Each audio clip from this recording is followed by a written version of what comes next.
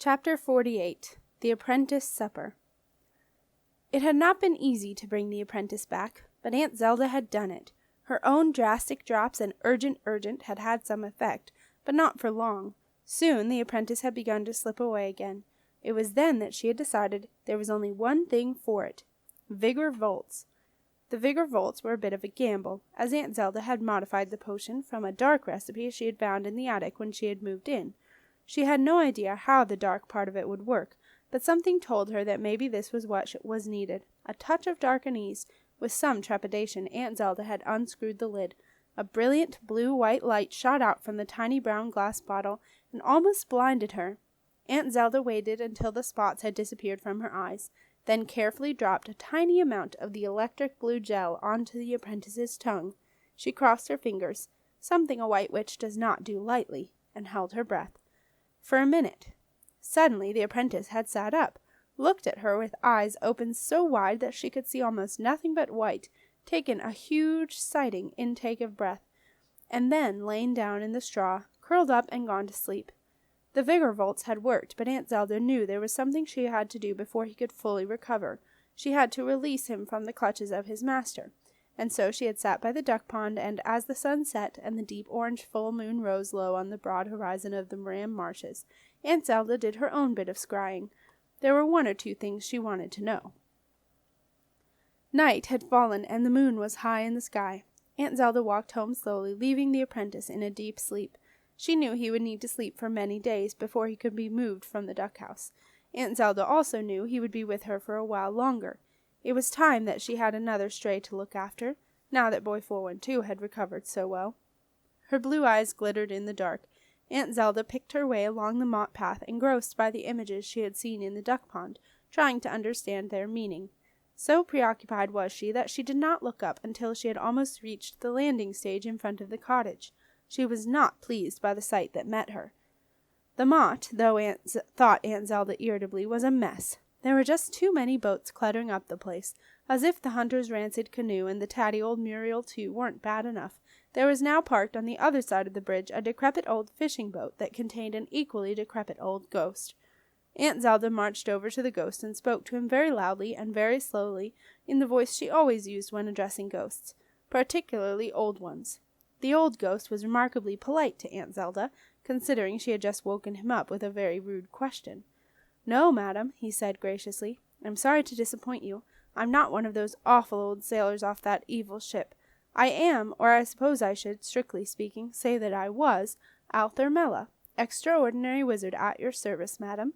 "Really?" said Aunt Zelda. "You don't look a bit like I expected." "I'll take that as a compliment," said Alther graciously. "Excuse my rudeness in not alighting from my boat to greet you, but I have to stay in my dear old boat Molly, otherwise I will be returned. But it is a pleasure to meet you, madam. I take it you are Zelda Heap." "Zelda!" Silas called out from the cottage. Aunt Zelda looked up at the cottage, puzzled. All the lanterns and candles were blazing, and it seemed to be full of people. "Silas!" she yelled. "What are you doing here?" "Stay there!" he shouted. "Don't come in. We'll be out in a minute." He disappeared into the cottage, and Aunt Zelda heard him say, "No, Marcia, I've told her to stay outside. Anyway, I'm sure Zelda wouldn't dream of interfering. No, I don't know if there are any more cabbages. Why do you want 10 cabbages anyway?" Aunt Zelda turned to Alther, who was lounging comfortably in the prow of the fishing boat. "Why can't I go in?" she demanded. "What's going on? How did Silas get here?" "It's a long story, Zelda," said the ghost. "You may as well tell me," said Aunt Zelda, "as I don't suppose anyone else will bother to. They seem too busy raiding my entire stock of cabbages." "Well," said Alther, "I was in Dom Daniel's rooms one day attending to some, business, when the hunter came and told him he had found out where you all were. I knew you were safe while the big freeze lasted, but when the big thaw arrived, I thought you would be in trouble. I was right. As soon as the thaw came, Dom Daniel shot off to Bleak Creek and picked up that ghastly ship of his, ready to bring the hunter down here. I arranged for my dear friend Alice at the port to have a ship ready and waiting to take you all somewhere safe. Silas insisted that all the Heaps had to go, so I offered him Molly to travel in down to the port.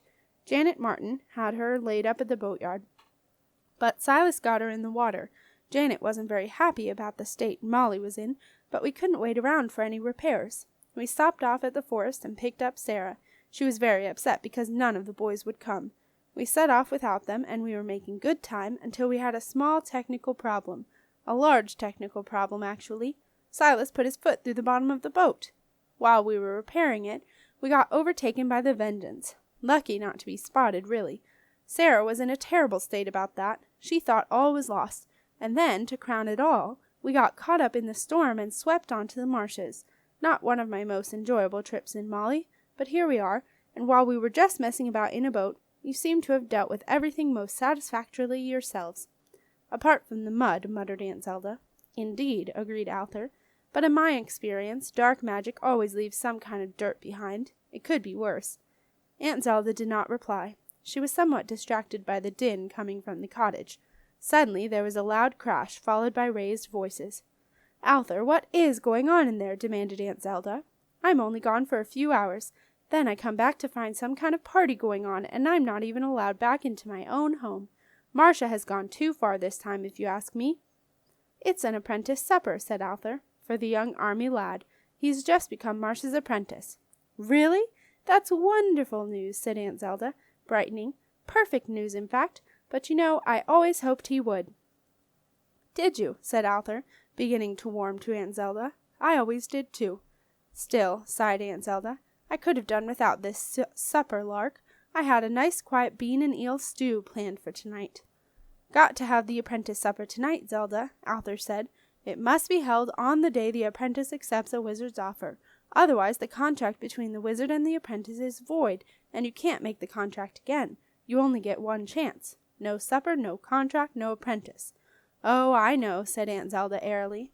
When Marcia was apprenticed to me, said Arthur nostalgically, I remember we had quite a night. We had all the wizards there, and there were a lot more in those days, too. That supper was something we talked about for years afterward. We had it in the hall of the Wizard Tower. You ever been there, Zelda? Aunt Zelda shook her head. The Wizard Tower was somewhere she would have liked to have visited, but when Silas was briefly Arthur's apprentice, she had been too busy taking over as keeper of the dragon boat from the previous White Witch, Betty Crackle, who had let things go somewhat.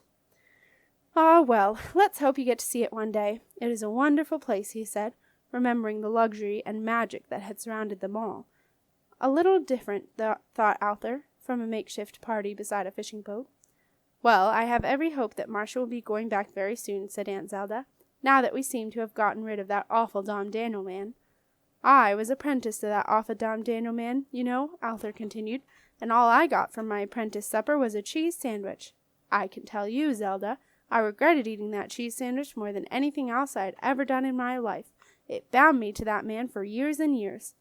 Until you pushed him off the Wizard Tower, Aunt Zelda chuckled.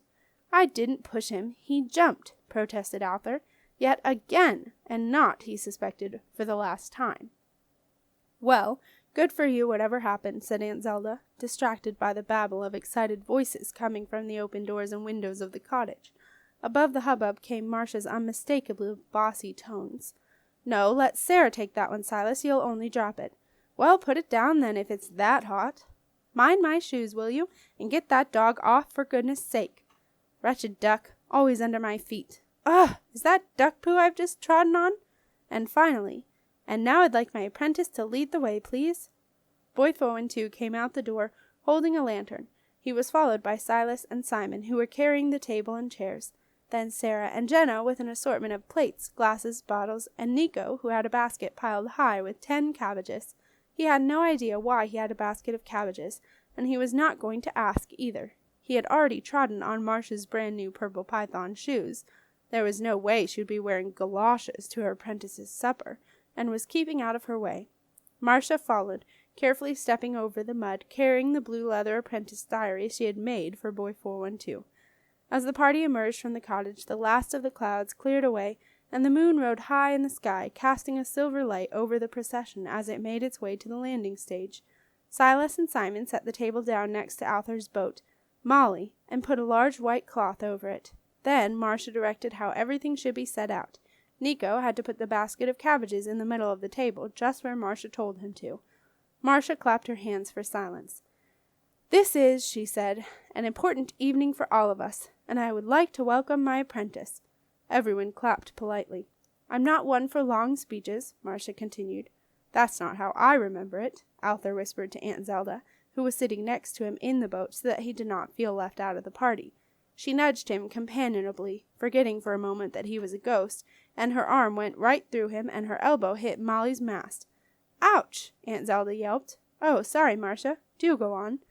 "Thank you, Zelda, I will. I just want to say that I have spent 10 years looking for an apprentice, and although I have met many hopefuls, I have never found what I was looking for until now." Marcia turned to Boy 412 and smiled.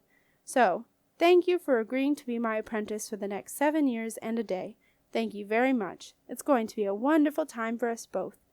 Boy 412, who was sitting next to Marcia, blushed a bright red as Marcia handed him his apprentice diary. He held the diary tightly with his clammy hands, leaving 2 slightly grubby handprints on the porous blue leather, which would never come off and would always remind him of the evening that changed his life forever. "Nico," said Marcia, "hand the cabbages out, will you?" Nico looked at Marcia with the same expression he used for Maxie when he had done something particularly silly, but he said nothing. He picked up the basket of cabbages and walked around the table and started handing them out. Thank you, Nico," said Silas, as he took the proffered cabbage and held it awkwardly in his hands, wondering quite what to do with it. "No!" snapped Marcia. "Don't give it to them. Put the cabbages on the plates." Nico gave Marcia another Maxie look. This time it was the "I wish you hadn't pooed there" look. Then quickly dumped a cabbage on each plate. When everyone, including Maxie, had a cabbage, Marcia raised her hands for silence. "This is a suit-yourself supper. Each cabbage is primed to willingly transform itself into whatever you would most like to eat. Just place your hand on the cabbage and decide what you would like." There was an excited buzz as everyone decided what they were going to have and transformed their cabbages. "It's a criminal waste of good cabbages," Aunt Zelda whispered to Arthur. "I shall just have cabbage casserole." "Now that you have all decided," said Marcia loudly over the hubbub, "there is one last thing to be said." "Get a move on, Marcia," Silas called out. "My fish pie's getting cold." Marcia gave Silas a withering look. "It is traditional," she continued, "that in return for the 7 years and a day of his life that the apprentice offers the wizard offers something to the apprentice."